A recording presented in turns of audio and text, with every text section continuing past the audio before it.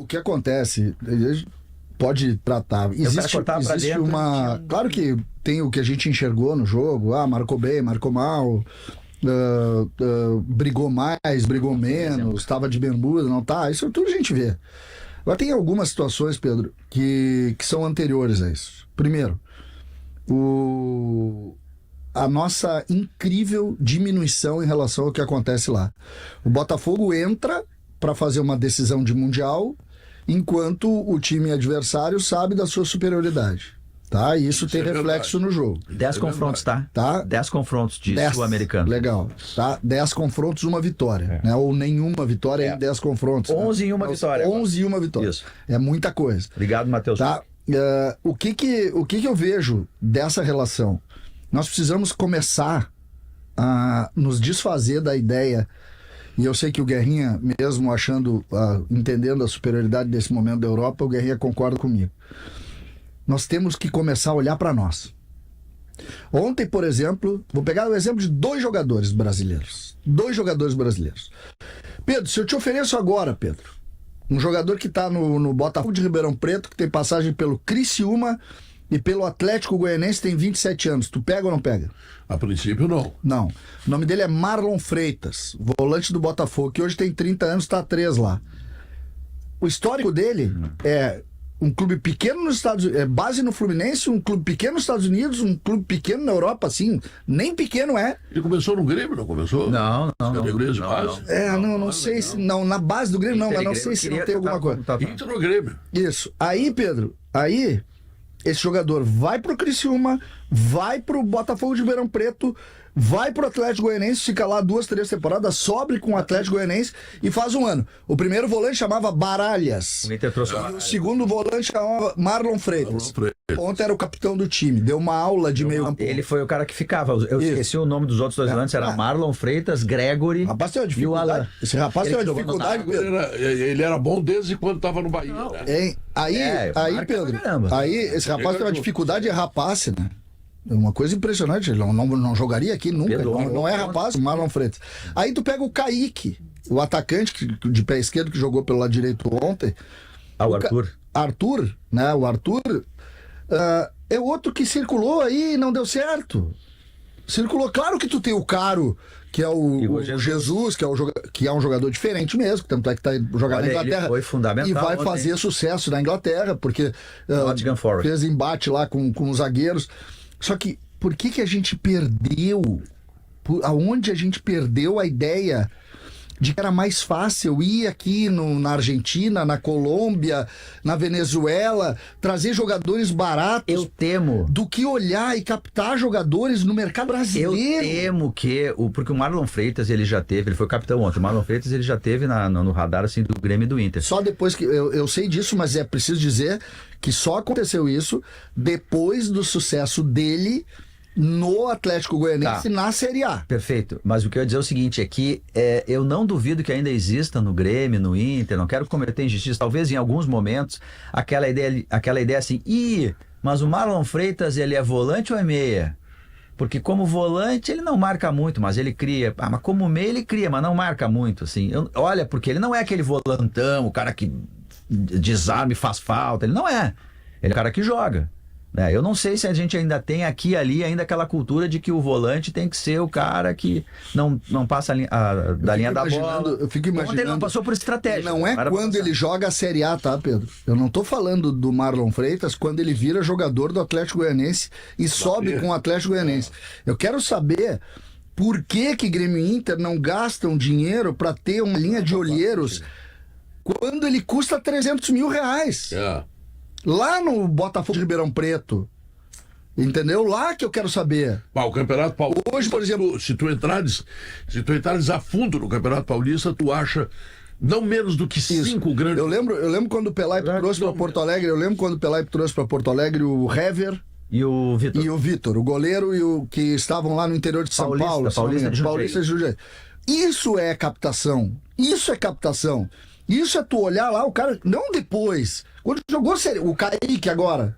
O Kaique circulou por todos os clubes. Agora ele custa 5 milhões no Juventude. Mais 2 jogadores. Mais tu pagar empréstimo de 2 jogadores. Agora não dá. Não, tu tá falando do Grêmio, né? Mas pra gente colocar o Inter na discussão. Quando o Fernandão veio pro Inter, ele estava esquecido, estava emprestado ao Toulouse. Não, mas ninguém lembrava dele. Não, sei, mas não é a mesma coisa. Não, mas tudo bem, mas ninguém lembrava mais dele. Tu tem que ter alguém com esse olhar. Outro exemplo do olhar, aí é uma coisa profissional. Alguém no Botafogo olhou o cuiabano e disse: cara, esse cara aqui, os milhões do Texto, eles vão ajudar aqui. A gente vai ganhar dinheiro com esse cara. Pô, entrou ontem o cuiabano como lateral, ajudou pra caramba. Ele vai ser revendido por um caminhão de dinheiro. Então, esses clubes, perdão, Vini, esses times que estão lá, eles não têm só mais dinheiro. Esse aqui é o X da questão. Não, tem. Eles têm categoria de base. Tem outras contratações feitas neste nível pelo Botafogo. Eles têm categoria de base e garimpagem, sabe, que nós perdemos. Mas esse é o centro, isso. mas o centro, desculpa, o centro que eu coloco tanta desculpa aqui. o centro dessa conversa para mim é que nós precisamos voltar a olhar pro Brasil. Claro. Todo o nosso olhar. O modelo tático não pode mais ser aqui porque aqui não se joga mais futebol. O modelo de preparação física não pode mais ser aqui porque não se joga mais futebol aqui no Brasil. E nós caímos numa balela perigosa, que é essa lei esdrúxula de 9 jogadores estrangeiros em cada time. É um absurdo. Que tu traz um jogador do Chile. Tu traz um jogador do Chile e diz o seguinte: a cultura tática dele é melhor que a nossa. Então ele vai vir aqui e vai se adaptar. Se o jogador chileno de 20 anos se adaptar porque a cultura dele é melhor que a nossa, tá errado. O Chile é último no campeonato da Sul-Americana. Mas é que tu tá certo. Assim, ó, o que eu vou falar agora não é nenhum. Então concorda. Não é um contraponto. Já entrasse, a frase já foi: bah, César, mas tu tá certo. Tá errada a informação. Não é isso. É que eu entendo. Tu é contra o César. Não, eu sou a favor. Só fala com o César aqui. Eu sou a favor do César. Eu tento às vezes brigar com ele não quer brigar comigo. É só o César me irrita. Só o César. Como é que tu viesse falando do calção do cara dizendo que ele não queria? Aí ele ganhou de 4-0 o jogo anterior de calção. Mas essa japona dele, quando ficar velha, ele pode nos dar de presente. Não, pra mim não, é vermelha, Pedro. Eu não uso.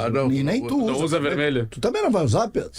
Porque tu é Grenal, tu usa azul e vermelho. Se eu pegar uma seringa e puxar teu sangue, ele tá bem vermelho. Tu não arrisca. Mas, César, o que tu ia dizer? Não, o que eu quero dizer é que o César tá certo sobre a captação de jogadores, sobre olhar para o cenário brasileiro. Eu concordo plenamente, porque assim, às vezes a gente se apega tanto no Palácios que o Inter trouxe, lá não sei da onde, ao invés de olhar para um ponta do Campeonato Paulista, do Campeonato Mineiro. Ou do Júnior.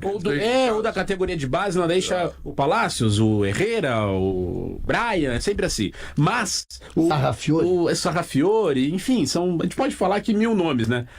Agora, sobre especificamente o Botafogo, a gente até falou sobre isso mais cedo, eu creio que o Marlon Freitas ele é um grande jogador, só que o Botafogo todo o contexto se potencializa. Tu entende? Eu acho que em alguns momentos a gente até encontra bons jogadores. Mas não adianta eu ter o Marlon Freitas no Inter hoje. Quando eu digo não adianta. Não adianta, Pedro, porque. Mas é muito melhor que os jogadores. Contexto. Não, tudo bem, César, mas os contextos. Não, mas é que os contextos potencializam, Pedro. Tu entende? Não adianta eu ter contratar só o jogador com potencial do Atlético Goianiense. Não, eu tenho que ter também poder de contratar um jogador de hierarquia que chega para decidir.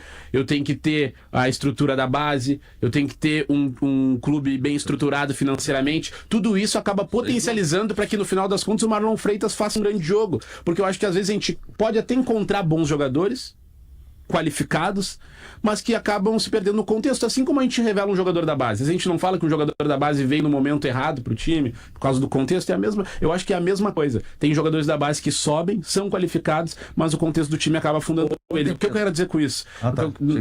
Perdão, Diogo. Não, é que eu tô ansioso pra falar. Pior que o Potter. Tu acha? Não, é difícil. Difícil. Vai, termina aí, senão nós vamos... Não, o que eu quero dizer com isso é que a gente precisa, além de tudo isso que o César falou, que ele tá correto, também buscar ter esses mesmos contextos que o Botafogo tem, que fazem os jogadores dele serem potencializados. Ontem a gente entrevistou no Sem Filtro o Pedro Aldi Cunha, foi secretário da Fazenda, já tinha falado aqui no Bola nas Costas. Ele foi secretário da Fazenda da Ieda Cruzes, ele foi CEO do Inter por um tempo, e aí ele não conseguiu fazer as coisas que ele pretendia, porque o ambiente do futebol mais conservador, ele acabou saindo. Mas o que ele alertou pra gente o seguinte: em 2010, por exemplo, o Inter tinha uma receita, era a segunda receita do país, o Inter. Um pouquinho abaixo do São Paulo e acima do Flamengo. E aí o tempo foi passando, a receita do Inter melhorou um pouco, mas a do Flamengo duplicou. E o que ele quis dizer com isso? E é mais ou menos o que a gente discute aqui. Lá tinha gestão, garimpagem igual a títulos. Base, boa gestão, garimpagem de jogadores baratos, como o Marlon, quando não valia nada. Títulos. A gente fazia esse dever de casa. E esse dever de casa, ele nos equiparava em alguns momentos aos grandes. O Flamengo era dívida atrás de dívida, o Corinthians está ainda a mesma coisa. E o que aconteceu? A gente perdeu isso.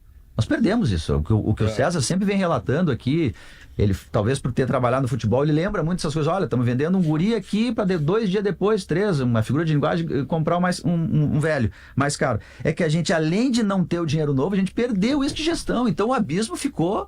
Bom, o Flamengo e o Corinthians, eles arrecadam, assim... 1 bilhão e 300. 1 bilhão e 300, Inter e Grêmio. Se tu pegar a receita recorrente, que é aquela receita sólida do futebol, é 300. Vocês acham o Barcelona bom time, né? Vocês acham o Barcelona bom time? Pois o Duda Amaral tá me lembrando aqui. Hoje o Barcelona tem 2 jogadores que são colorados. Sim, o Rafinha, o Ronald e o Rafinha. Ronaldo. E... Quem? Ronaldo. Ronaldo.